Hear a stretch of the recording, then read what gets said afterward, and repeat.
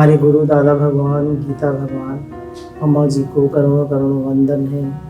हम लोगों ने पिछली बार गोपियों की लीला ली थी, तो उसका आगे ही कंटिन्यूएशन है। तो भगवान का कितना प्रेम है गोपियों से, और भगवान जो है और गोपियों का कितना प्रेम है। गोपियों का पहले तो ये देखना चाहिए गोपियों का कितना प्रेम, कि वो भगवान के बिना रह नहीं सकते। हमें भी लगता है कि भगवान हमें दर्शन दें, भगवान का हमसे प्रेम बढ़े, पर हम देखें कि हमारा कितना प्रेम है, हम भगवान के लिए कितना टाइम इन्वेस्ट करते हैं। एक तो होता है भजन करना और एक होता है भजन होना। तो जो चीज़ होती है उसमें हमारा बहुत अनन्य प्रेम होता है, और जो हम करते हैं उसमें हम करते हैं और एक होता है। तो जैसे माँ का बच्चे से प्रेम होता है, वो करती नहीं है, होता है, वो उसका अपना आंतरिक वो होता है प्रेम, हृदय की तार वहाँ लगी होती है। तो ऐसे ही गुरु कहते हैं कि हमारा प्रेम भगवान से हो जाए, करना ना पड़े, भजन हमारा होने लगे, करना ना पड़े। तो हमारा भजन हमें करना पड़ता है कि भैया भजन करना है, 16 माला करनी है और शाम का नियम करना है, जैसे भी हमारा नियम है कि हमें माला करनी है, तो हमें बार बार याद करना पड़ता है। तो भजन होने लगे, उसके बिना रहा ना जाए। कह रहे हैं तो भगवान भी देखते हैं कि हम उनको कितना टाइम देते हैं, हमारे हृदय की तारें कहाँ जुड़ी हुई हैं। तो वैसे ही भगवान भी उसको रिस्पॉन्ड करते हैं, और उसी प्रकार उनका भी वो होता है। जैसे कहा कि या यथा मां प्रपतन्ते तान सदैव भजामि, जो मुझे जैसे भजता है मैं भी उसे वैसे ही भजता हूँ। यथा ब्रज गोपी का नाम, जैसा गोपियों का प्रेम है उसका कुछ अंश भी हमारे अंदर आ जाए। तो ये गोपियों का जो हम पढ़ते हैं गोपी गीत और गोपियों की बात पढ़ते हैं, वो इसलिए कि गोपियों का कितना अनन्य प्रेम था, कैसी उनकी भक्ति थी, उसको हम समझने के लिए पढ़ते हैं। तो प्रभु ने गोपियों से कहा कि सखियों, क्या तुम मुझे मानती हो? सखियों ने कहा हाँ, हम आपको मानते हैं। भगवान ने कहा तो मेरी आज्ञा है कि तुम यहाँ से अपने घर जाओ। नौकर का अधिक बोलना अच्छा नहीं माना जाता। नौकर का एक ही धर्म है कि वह मालिक की आज्ञा का पालन करे। तुम्हारे पति के शरीर में भी मैं ही निवास करता हूँ। क्या मैं यहाँ जो खड़ा हूँ उतना ही हूँ? मैं सबका आधार हूँ। तुम अपने पति के शरीर में विराजे वाले परमात्मा से मिलो। भगवान कह रहे हैं तुम क्यों आई हो यहाँ रात में? तो क्या जंगल की शोभा देखने आई हो? क्या यमुना जी का वो देखने आई हो? क्यों आई हो? तो कह रहे हैं कि तुम यहाँ से जाओ, अपने पति की सेवा करो, और नौकर का ज़्यादा बोलना अच्छा नहीं लगता। तुम लोग जो मुझे मानती हो तो मेरी बात मानो और जाओ यहाँ से। ये सुनकर गोपी ने बहुत सुंदर जवाब दिया, पति के शरीर में परमात्मा है और पत्नी के शरीर में जो परमात्मा है वे माया से ढका हुआ। पति पत्नी में विद्यमान परमात्मा वासना के स्पर्श से दूषित है। आप वासना रहित शुद्ध परमात्मा है, पूर्ण निष्काम है। मैं वासना का पर्दा फेंक कर आई हूँ, पूर्ण निर्वासन होकर आई हूँ। जहाँ वासना का स्पर्श है वहां मैं परमात्मा से नहीं मिलना। जो वासना रहित है, शुद्ध है, उस परमात्मा से मैं मिलने आई। ये बात ठीक है, पति में भी परमात्मा है, पत्नी में भी परमात्मा है, पर वो वासना सहित है। और गोपियां कह रही हैं आप वासना रहित शुद्ध ब्रह्म हैं, इसलिए हम आपसे मिलने आए। प्रभु ने ये बात सुनी, वे मन में विचार करते हैं मुझे किसी ने भी ऐसा उत्तर नहीं दिया आज तक। फिर कहा कि तुम्हारी बात सुनकर मुझे बहुत आनंद होता है, किंतु मेरी इच्छा है तुम अपने घर जाओ। फिर भगवान जोर दे रहे हैं कि तुम जाओ जाओ। तुम अपने पति में ऐसी भावना रखो कि वह माया रहित परमात्मा है। अब भगवान को तो पता है गोपियों का इतना प्रेम है, और वो जगत को दिखाना चाहते हैं कि गोपियों का कितना प्रेम है, इसलिए मैंने उनको स्वीकार किया। अगर गोपियां आती और भगवान उनको स्वीकार कर लेते तो जगत को नहीं पता चलता ना कि गोपियों का कितना प्रेम है। तो भगवान जगत को दिखाना चाहते हैं कि गोपियों का कितना अनन्य प्रेम है, और प्रेम ऐसा होता है। लोग पत्थर की मूर्ति पूजते हैं, मूर्ति पत्थर की होती है, किंतु लोग भावना रखते हैं कि भगवान की है। अब भगवान कह रहे हैं कि लोग पत्थर की मूर्ति को ही पूजते हैं,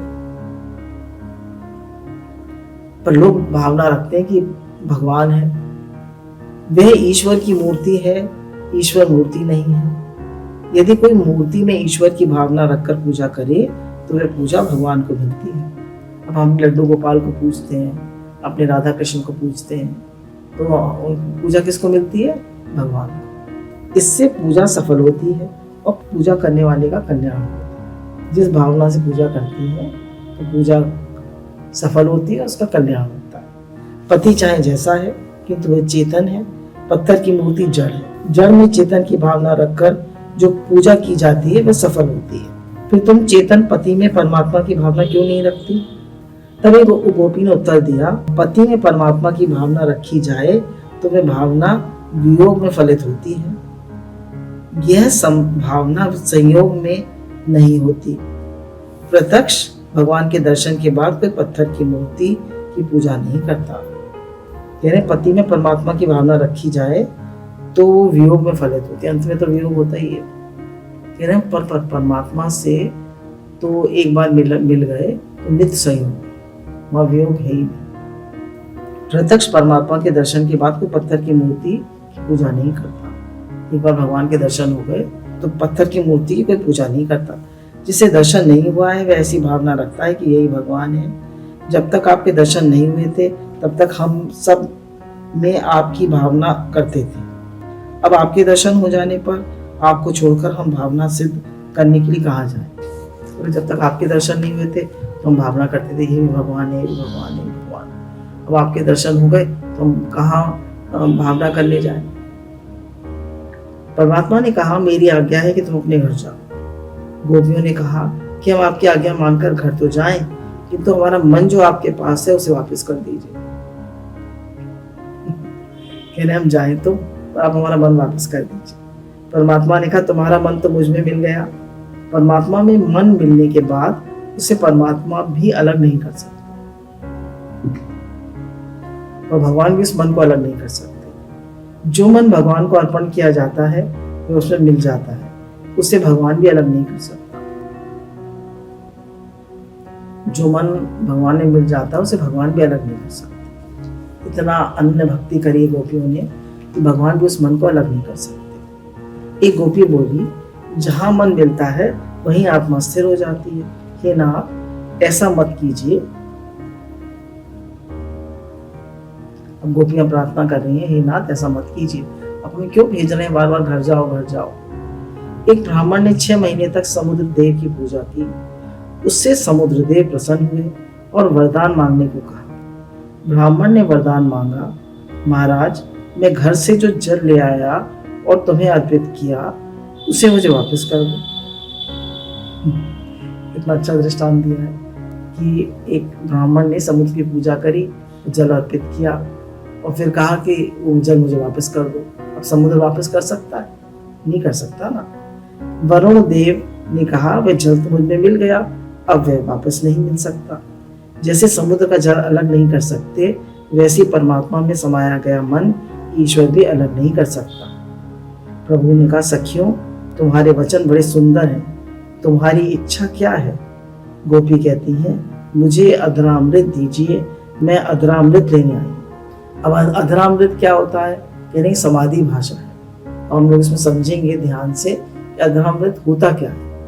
गोपियां कह रही ना हमें अधरामृत चाहिए, तो अधरामृत होता क्या है? अधरामृत का अर्थ है भगवान ने एक दो स्थान पर ऐसा किया गया है इतर राग विस्मरणम, यानी जहां जगत नहीं, जहां मैं नहीं हूं, जहां केवल परमात्मा ही विराज रहा है, उस परमात्मा के साथ मैं एकाकार हो जाऊं।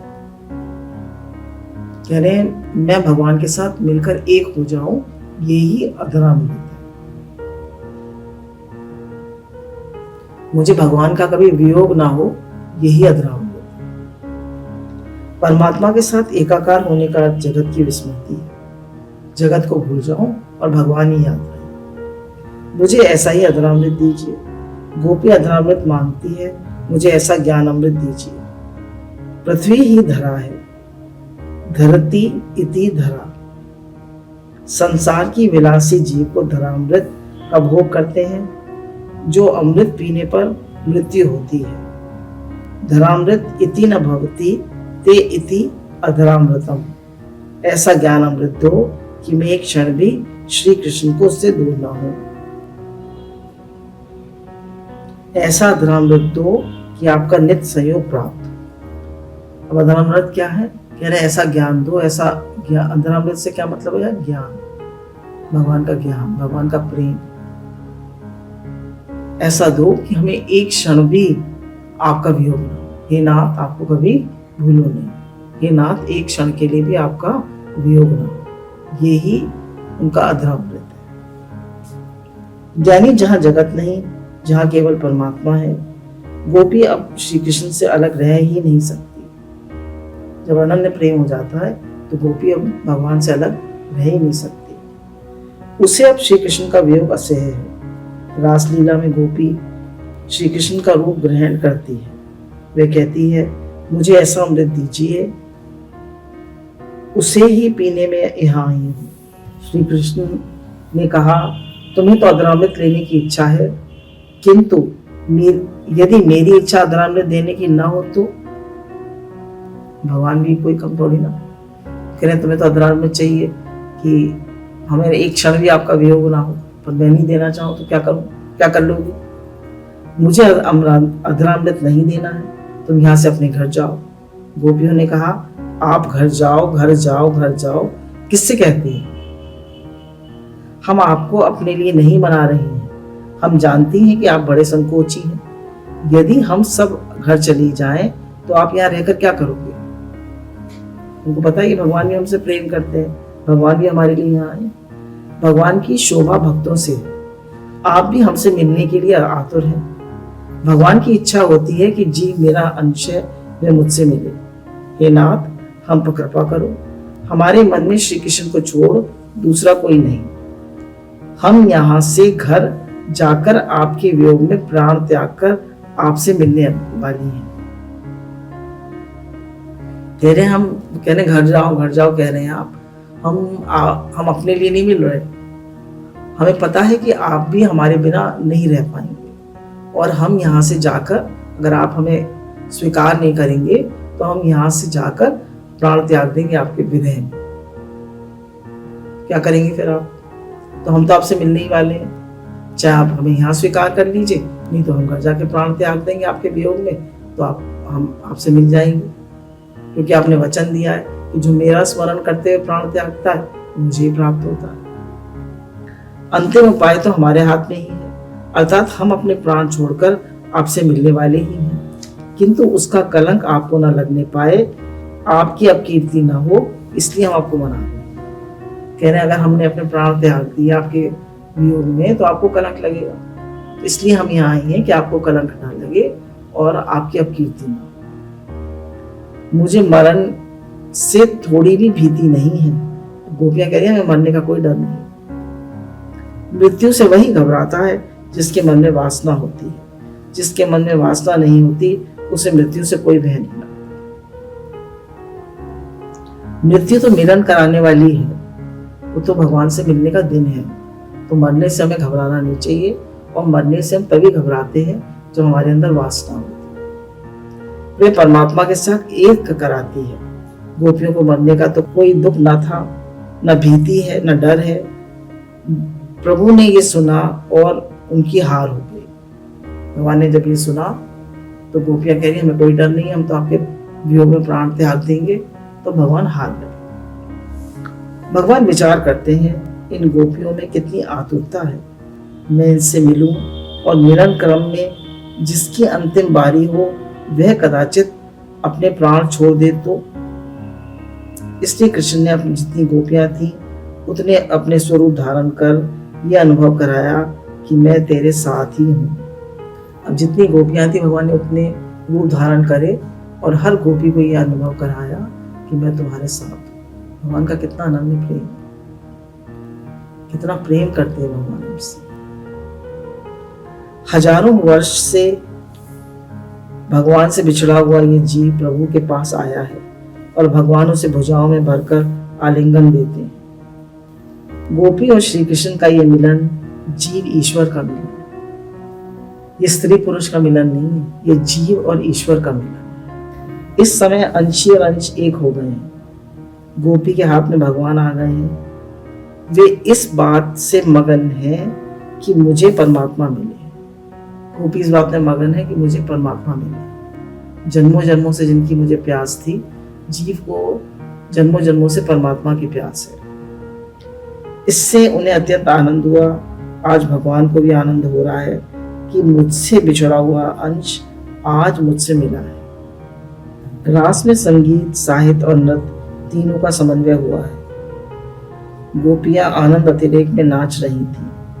उन्हें देखकर श्री कृष्ण ने भी ताल का अनुसरण करते हुए नाचना शुरू कर दिया।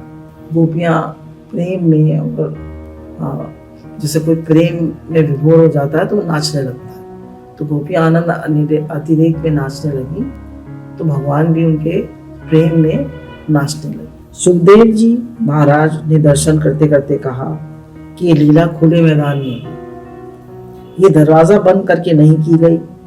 श्री कृष्ण ने वृंदावन में खुले मैदान में लीला की है। प्रत्येक गोपी के साथ श्री कृष्ण का स्वरूप है, हर गोपी के साथ भगवान। मध्य में राधा माधव है। उस समय ब्रह्मादिक देव इस लीला के दर्शन करने आए। ब्रह्मा जी ने विचार किया कि लीला शुद्ध तो है, किंतु मेरे विचार से कुछ लोग विरुद्ध है। गीता में भगवान ने कहा है, मेरा अवतार धर्म रक्षण के लिए है। वास्तव में इस मिलन में कोई विकार नहीं है, कोई वासना नहीं है, ये बिल्कुल निष्काम है, शुद्ध है, फिर भी लोग विरुद्ध है। इस प्रकार स्त्रियों के साथ नाचना कूदना धरा। अभी ब्रह्मा जी देख रहे हैं कि इसमें निष्काम है ये लीला, इसमें कोई कामना नहीं है, शुद्ध है, पर ये लोग विरुद्ध है। इस प्रकार स्त्री पुरुष के साथ नाचना, ये लोग विरुद्ध है। इससे ब्रह्मा जी को थोड़ी शंका हुई। श्री कृष्ण तो ब्रह्मा जी के मन में विराजमान है, अंतर्यामी है। श्री कृष्ण को ज्ञात हुआ कि ब्रह्मा जी की भावना कुछ बिगड़ी है। भगवान फौरन समझ गए कि ब्रह्मा जी की भावना बिगड़ी है। भगवान ने क्या लीला करी देखी, लीलाधारी है ना वो। मैंने उसे धर्म का मर्म समझाया है, कह रहे मैंने ब्रह्मा को धर्म का मर्म समझाया, किंतु आज वह मुझे समझा रहा है। प्रभु ने वैसी लीला की कि गोपी को छाती से लगाकर आलिंगन किया और आत्म स्वरूप दान दिया। बोले गोपी को आलिंगन किया और वो गोपी भी श्री कृष्ण बन गई। अब साड़ी पहनने वाली गोपी नहीं रह गई, सभी पीतांबरधारी कृष्ण बन गए। बोले रास विहारी भगवान की जय, रास विहारी भगवान की जय, रास विहारी भगवान की जय। अब श्री कृष्ण के साथ श्री कृष्ण की क्रीड़ा हो रही है। शुद्ध जीव ब्रह्म रूप बन जाता है। ब्रह्म का ब्रह्म के साथ विलास करने का नाम रास है। ब्रह्म का ब्रह्म के साथ विलास करने का नाम रास है। ब्रह्मा जी को दर्शन हुआ कि साड़ी पहनने वाली कोई गोपी है ही नहीं। अब ब्रह्मा जी देख रहे हैं कि साड़ी पहनने वाली तो कोई है ही नहीं, आप तो सब श्री कृष्ण है। मैं जो देख रहा था कि स्त्री पुरुष के साथ, स्त्रियों के साथ क्रीड़ा करना ये ठीक नहीं है, तो सब ब्रह्म स्वरूप है, सभी पीतांबरधारी श्री कृष्ण है। अब उन्हें विश्वास हुआ कि ये मिलन लोक विरुद्ध नहीं है, यह अति शुद्ध है। ब्रह्मा जी ने साष्टांग वंदन करते हैं और जय जयकार करते, रास विहारी भगवान की जय। अब ब्रह्मा जी वंदन कर खड़े हुए, तब लाला ने विनोद किया, अब तो पीतांबरधारी कृष्ण दिखाई नहीं देते, अब गोपियां हैं। अब भगवान ने कहा सबको गोपियों का स्वरूप दे दिया। पहले खाली कृष्ण ही कृष्ण दिख रहे थे, सब गोपियां गोपियां हो गई। श्री कृष्ण एक बार दर्शन कराते हैं तो सब श्री कृष्ण ही है, इसके सिवाय कोई अन्य नहीं है। अब जो दर्शन कराते हैं उसमें कोई पीतांबरधारी श्री कृष्ण नहीं है, सभी साड़ी पहनने वाली गोपियां ही है। ये पूर्ण अद्वैत की कथा है, यानी इस कथा में कोई द्वैत नहीं है, कोई स्त्री पुरुष नहीं है, ये पूर्ण अद्वैत है। तो ये जो है ये अनुसरण करने के लिए नहीं है, ये केवल प्रेम बढ़ाने के लिए कि गोपियों का कितना शुद्ध प्रेम था।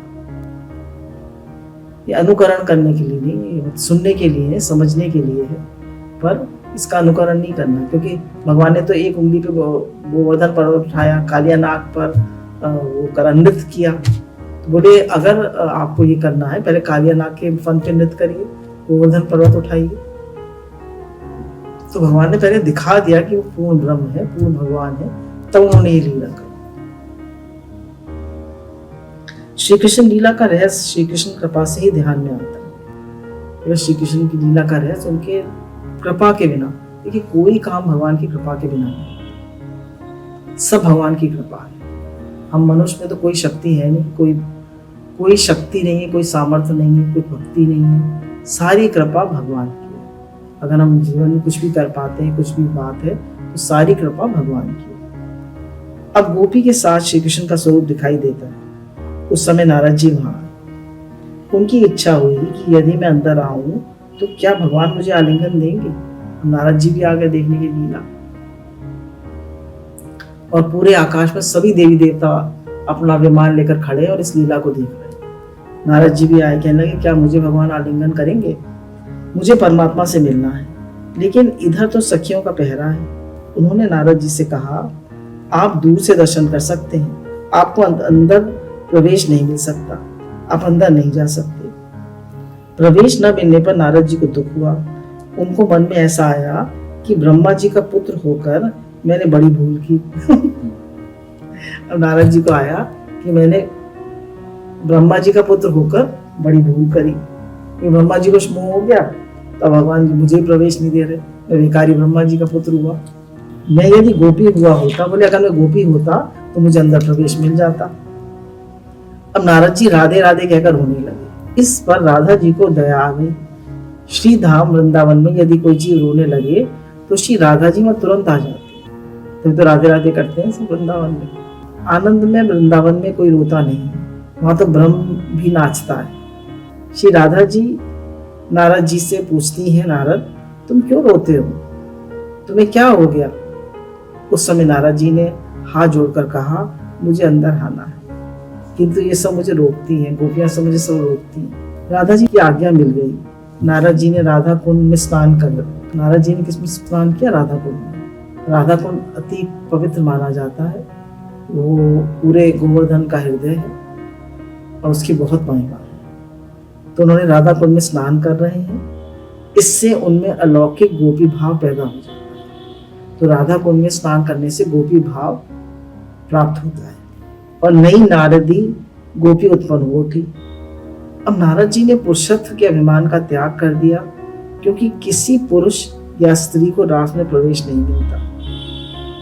राधा जी इस नई सखी को श्री कृष्ण के पास ले जाती हैं। श्री कृष्ण नारदी सखी का आलिंगन कर रहे हैं।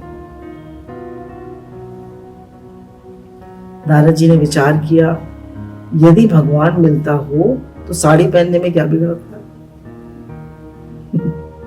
मैं बहुत भटक चुका हूँ, मैं कथाकार हूँ, मैं पुरुष हूँ।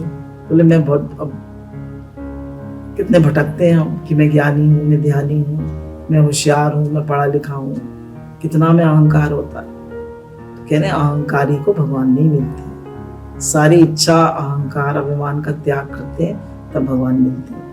मैं कथाकार हूँ, मैं पुरुष हूँ, ये अहम धारण कर मैं बहुत दुखी हुआ। गोपियां स्त्रीत्व छोड़कर प्रभु से मिलने आती हैं, इसलिए नारद जी ने पुरुषत्व का अभिमान छोड़ दिया। उनमें गोपी भाव जागृत हो उठा। इस प्रकार प्रभु ने गोपियों को परमानंद दिया है और गोपियां कृतार्थ हो उठी। अब भगवान ने गोपियों को परमानंद दिया और गोपियां कृतार्थ हो उठी। अब थोड़ी वियोग लीला का वर्णन आता है। जीव को ईश्वर का वियोग है। कहने जब तक हमारे अंदर जीव भाव है तब तक हमारा पूर्ण सहयोग भगवान से नहीं। ईश्वर के वियोग में ये जीव कैसा होना चाहिए, इसका आदर्श गोपियों ने इस वियोग लीला में प्रस्तुत किया है। परमात्मा के साथ रास लीला करते करते गोपियों के मन में सूक्ष्म अभिमान पैदा हो गया। वे मन में विचार करती हैं, मेरे समान इस संसार में कोई भाग्यशाली नहीं, मैं बहुत श्रेष्ठ हूं। पहले तो ये इनकार करते थे, किंतु अब प्रेम से क्रीड़ा कर रहे हैं। मैं अति सुंदर हूँ, अतिशय योग हूँ। अब गोपियों को अहंकार आ गया, भगवान उनके साथ नृत्य कर रहे हैं ना, मैं बड़ी सुंदर हूँ, मैं बड़ी योग हूँ, इसलिए भगवान क्रीड़ा कर रहे हैं। वो ये नहीं सोच रहे कि हम भाग्यशाली हैं कि हमें भगवान हमारे साथ नृत्य कर रहे हैं, है ना, हमारा कितना भाग्य है। और वो क्या सोच रही है, हम बड़ी सुंदर है, हम बड़ी योग्य हैं, अहंकार आ गया। भगवान कह रहे अरे इन्हें तो अहंकार आ गया।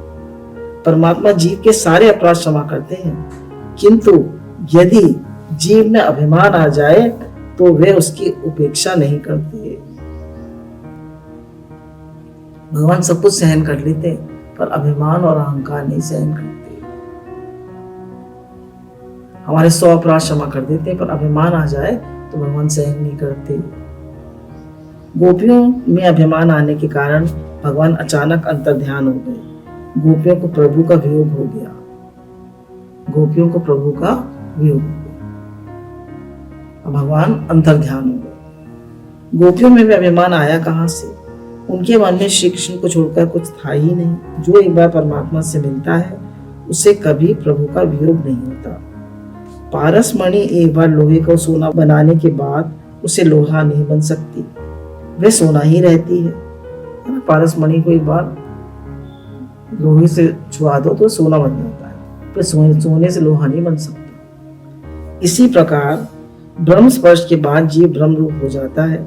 फिर भी प्रभु ने यहाँ अपनी लीला दिखाई है और उन्होंने ही गोपियों में अभिमान भी उत्पन्न कर दिया है। भागवत के सभी श्लोकों का मनन करने पर ऐसा प्रतीत होता है कि गोपियों में अभिमान हो ही नहीं सकता। वे तो शुद्ध है, निष्काम है, इसलिए उनमें ये जो अभिमान पैदा हुआ है ये ईश्वर इच्छा से पैदा हुआ है। ठाकुर जी की लीला करने की इच्छा होने के कारण ही प्रभु की स्वजन मोहिका माया ने गोपियों के मन में अभिमान जागृत किया। अब भगवान की लीला से ही गोपियों के मन में अभिमान आया। अब भगवान ने देखा हजारों हजारों गोपियां हैं, अगर एक के मन में भी अभिमान आ गया तो कैसे रास होगा, कैसे में एकत्र होगा। अब कह रहे हैं भगवान की माया 3 प्रकार की होती है, स्वमोहिका, स्वजन मोहिका और विमुखजन मोहिका।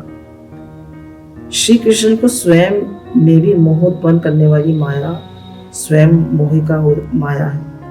जब प्रभु को लीला करनी होती है तब वे अपने जीव में मोह उत्पन्न करने वाली माया उत्पन्न कर देते हैं, उसे स्वजन मोहिका कहते हैं। साधारण जीव को भ्रम में डालने वाली माया विमुखजन मोहिका है।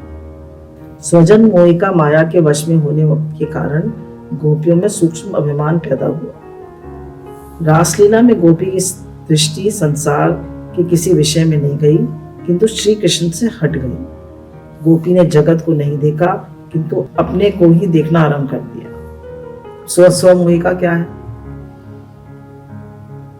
जैसे भगवान एक बार मक्खन खा रहे थे तो मणियां लगी हुई थी खंभों में, तो मणि ने अपना स्वरूप देखा, अच्छा इतना सुंदर बालक ये कौन है? तो अपने ही रूप को देखकर उन्हें मोह उत्पन्न हो जाता है, अपने को ही देखकर, है ना। तो ये स्वमोहिका, स्वजन मोहिका। जैसे अब हमें अपने ऊपर अभिमान आ जाए कि भैया मैं तो बड़ी सुंदर हूँ, मैं तो बड़ी होशियार हूँ, मैं तो बड़ी पढ़ी लिखी हूँ, मैं तो बड़ी योग्य हूँ, जबकि मनुष्य कुछ भी नहीं है। सारी कृपा भगवान की है, सारी समझ गुरु की दी हुई है, मनुष्य कुछ भी नहीं। तो गुरु कहते हैं दैन्य और सहनशीलता और बी नथिंग होकर। तो गोपियों में स्वमोहिका आ गई, स्वजन मोहिका आ गई कि उनकी दृष्टि अपने पे चली गई, भगवान से नहीं हटी, अपने पे चली गई कि हम बड़ी योग्य, हम बड़ी सुंदर हैं, हम बड़ी ऐसी, हम बड़ी वैसी, अपने पे चली गई। विमुख जन मोहिका, बोले विमुख जन मोहिका जो है वो साधारण व्यक्ति को फंसाती है, साधारण व्यक्ति को दुखी करती है। विमुख जन मोहिका क्या है? राग और द्वेष। अपने वाले से राग और दूसरे से द्वेष। बराबर हमारे मन में राग द्वेष चलता है, कोई सुख अनुशयी रागा, दुख अनुशयी द्वेषा। जो हमारे अनुकूल चलता है उससे राग, और जो हमारे जरा सा हमारे मन के विपरीत चलता है तो एकदम हमारा मन दुखी हो जाता है, परेशान हो जाता है। मैं इससे बात नहीं करता, मुझे ये पसंद नहीं है, ये ठीक से बात नहीं करता, ये मुझे इग्नोर करता है, ये मुझसे बुरी तरह बोलता है। हमारे मन में फौरन आ जाता है, क्योंकि गुरु ने बता दिया हे भगवान सबकी लीला अलग अलग है, अपना मन हटा लो, लीला समझ में नहीं आ रही तो, और भाव मत खराब करो। किसी के प्रति हमारा भाव खराब ना हो। तो कह रहे हैं विमुख जन मोहे का क्या है, जो आम आदमी के मन में होता है, हर समय राग द्वेष चलते रहते हैं। तो अगर हम देखें तो हमारा भाव पल पल पर बिगड़ता रहता है। तो भाव नहीं बिगाड़ना, एक ही भाव बना के रखना है कि हे ही भगवान। बराबर हमारा भजन चलता रहे, भगवान से प्रेम बढ़ता रहे, तभी हम तीनों माया को वश कर सकते हैं। स्व मोहे का, स्वजन मोहे का, विमुख जन मोहे।